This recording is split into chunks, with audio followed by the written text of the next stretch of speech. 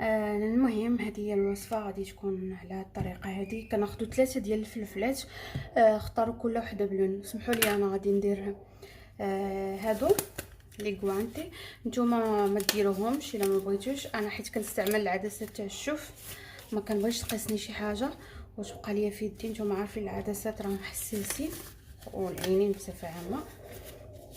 المهم غادي نختاروا 3 ديال الفلفلات، خضره وحده صفراء وحده حمراء. غادي نقاوهم بطبيعه الحال، نقاوهم مزيان.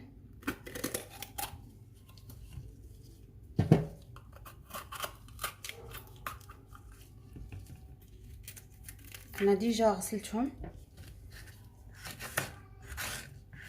كتقطعوهم على هذا الشكل هذا طريفات صغار.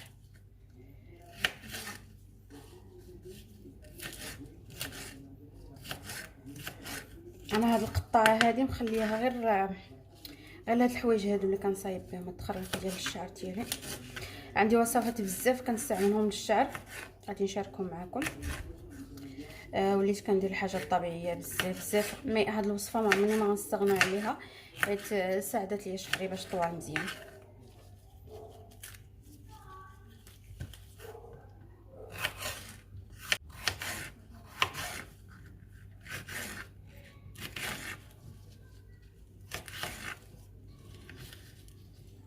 وهاد الوصفه البنات شوفوا نتوما شحال من مره في السيمانه كتغسلوا شعركم.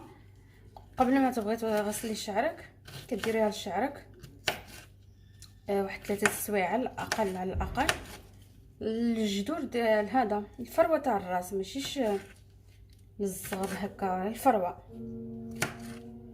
وديري ماساج خفيف ومن بعد تغسلي في الدوش. واحد النصيحه اللي بغيت نقولها لكم البنات، ملي تكونوا كدوشوا ما عمركم تبقاو تسرحوا شعركم بالمشطه وانتم في الدوش. خطا كبير كيديروه بزاف تاع الناس. ما عليناش. هذه هي الفلفله غادي نديروها في هذه القرعه هذه.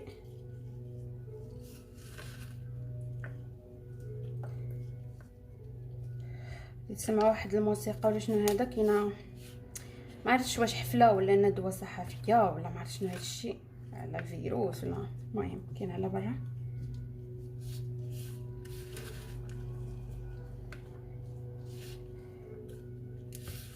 شوفوا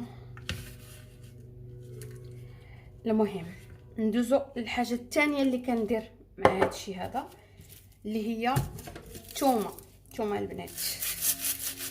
نتوما راه عارفين الفوائد تاعها.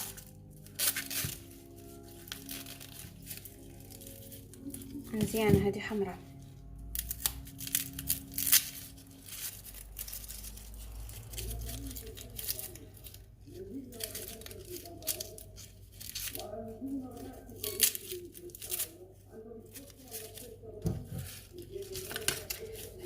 عصبوني. المهم الثومه انا ما كنقشرهاش، كنخليها بالقشور، كنقسمها غير هكا على 4 ياك، كنحطها كنمعسها بحال هكا. كندير واحد القدر ديال 4 يكونوا كبارات.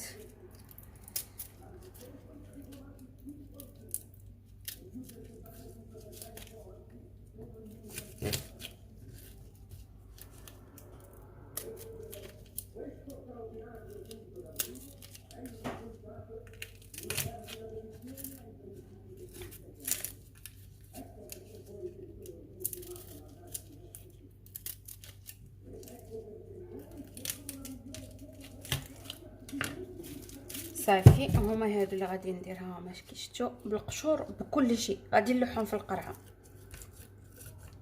ها هما. دابا غادي ندوز، غادي ندير البنات سكينجبير. خديت سكينجبير هذا قشرته، غادي ناخذ منه. نتوما عارفين بزاف هذا السكينجبير هذا علاش كيصلاح والفوائد ديالو. كيساعد حتى الفروه الدوره الدمويه تتحرك.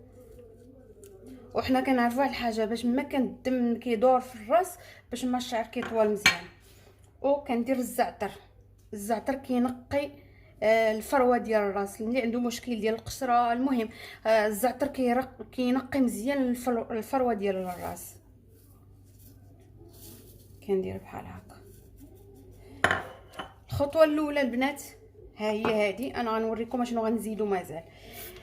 غادي ناخذوا زيت البلديه. انا غنستعمل هذه في المغرب، كنتو في المغرب ولا عندكم هذه استعملوها بحال لكم الاختيار في الزيت اللي غديروا. غير هي نصيحه، ما تشدوش القرعه هكا وتكبوها في هذه، حيت هاد الزيت البنات اللي كناكلو راه فيها الملحه، والملحه مضره بالشعر، كتهلك الشعر. يعني هاد الزيت البنات غادي نديروها في حمام مريم تتبخ مزيان وتحيد، تبخر هذيك الملحه، تخلع تحركت شي حاجه حدايا قفز، هذيك الملحه تبخر تحيد منها. عادي يمكن لينا حنا نستعملوها للشعر باش نكونوا واضحين. ما تمشيش شي وحده تخوي الزيت نيشان تخرج على شعرها، ديروها في حمام مريم. بالنسبه يقدر يكون شي واحد ما عارفش شنو هو حمام مريم، انا غادي ندوزكم معايا وغادي نوريكم شنو هو حمام مريم. بقاو معايا. المهم البنات، هذه هي الزيت اللي قلت لكم غادي نستعمل. خديت هذا غادي هو اللي غادي ندير، غادي نكب فيه هذا الزيت البلديه اللي انا باغا نستعمل. انا اختاريت البنات هذه ديال هنا اللي كناخذ في السوبر مارشي هنا في ايطاليا، ما عنديش مشكل، بحال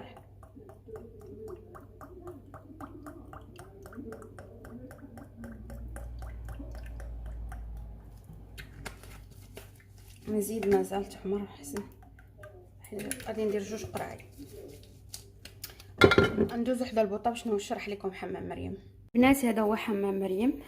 خديت واحد الكاسرونه ودرت فيها قياس تاع الماء، هو كتشوفوا فين واصل، ها هو، وحطيت فيه هاد العيبه هذه اللي انا درت فيها الزيت. يعني هذه هي الطريقه الصحيحه باش هاد الزيت هذه اللي حنا كنستعملو في الماكله ولا هذا كتكون فيها الملحه. دابا ملي غنخليها انا حتى تطبخ مزيان غادي تحيد من هذيك الملحه، غتبخر، ما غاديش تبقى فيها الملحه، عاده غيمكن لينا نستعملوها. المهم انا غنخليها هنا يطبخ مع راسها، غنمشي نكمل القرعه الاخرى وغنتلاقاو باش نوريكم كيفاش ديروا الشكل النهائي. اوكي، ها هي دابا الزيت راه ولات واجده، كتشوفوا راه الماء طبخ بزاف وهي راه سخونه غير كتبان لكم راه ما كتبربر ما والو، ولكن راه يعني هكا كتكون يعني واجده. دابا يمكن لكم ديروها، يعني هذه طريقه زوينه باش تستعملوها، ابار على انكم تهزوها ديريكتومون من القرعه تخوها في القرعه الاخرى لا. وهي البنات الزيت من بعد ما خليناه حتى طابس مزيان، يعني درتها في حمام مريم. هادو هما القريعات اللي صايبت. انا غادي نخوي في كل قرعه نخوي فيها شويه تاع الزيت. نتوما هنا حتى كتهبط وتعاودوا تزيدوا.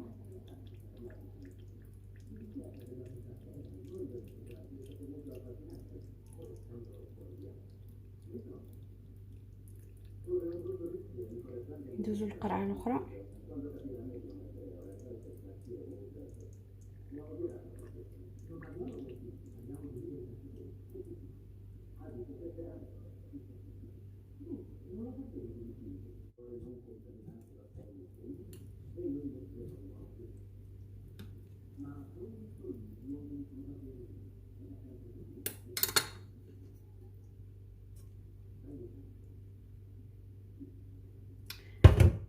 صافي دابا راه هما واجدين، غادي نسدهم، ماشي مشكل، خرج هاد الزيت.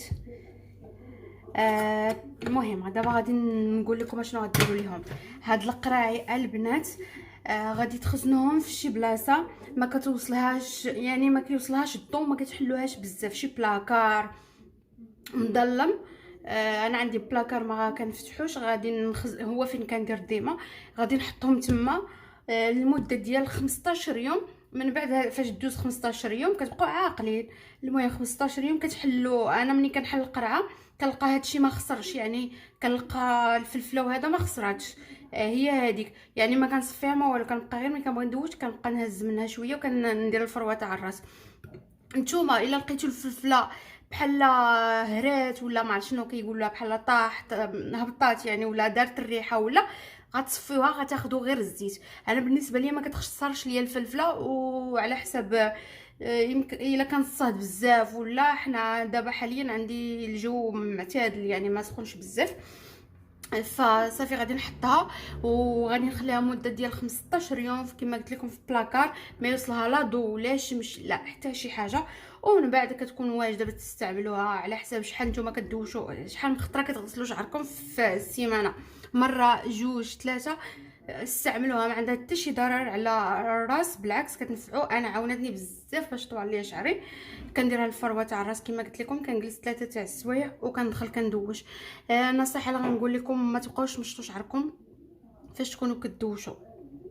مشطي شعرك قبل ما تدخلي للدوش، فاش تكوني كدوشي بلا ما بقاو طالقين الماء وكتديروا بالمشطه، فاش كتساليو كتلقاو المشطه عامره بزاف كتقولوا كيطيح ليا الشعر. شعرك ما كيطيحش لك، انتي كتبقاي مع الفروه تاع الراس كتكون سخونه بالدوش وبالبخار، والمسام كيتحلوا وانتي كتبقاي تجري وهذاك الزغب كيطيح. ما تبقاوش تمشطوا شعركم، بقاو ديروا غير شامبوان وفركوا غير بيديكم، ماساج غير بيديكم، منه ماساج زوين الشعر، منه كتحافظوا على شعركم ما كيطيحش. هذه هي النصيحه اللي بغيت نقول لكم. حتى الفيديو اخر ان شاء الله. الا عجبكم الفيديو ما تنساوش تجيمو كومونتير، ما عجبكمش لا فيديو ما تنساوش ديزلايك حتى هي. وحتى الفيديو اخر ان شاء الله. بسلام عليكم.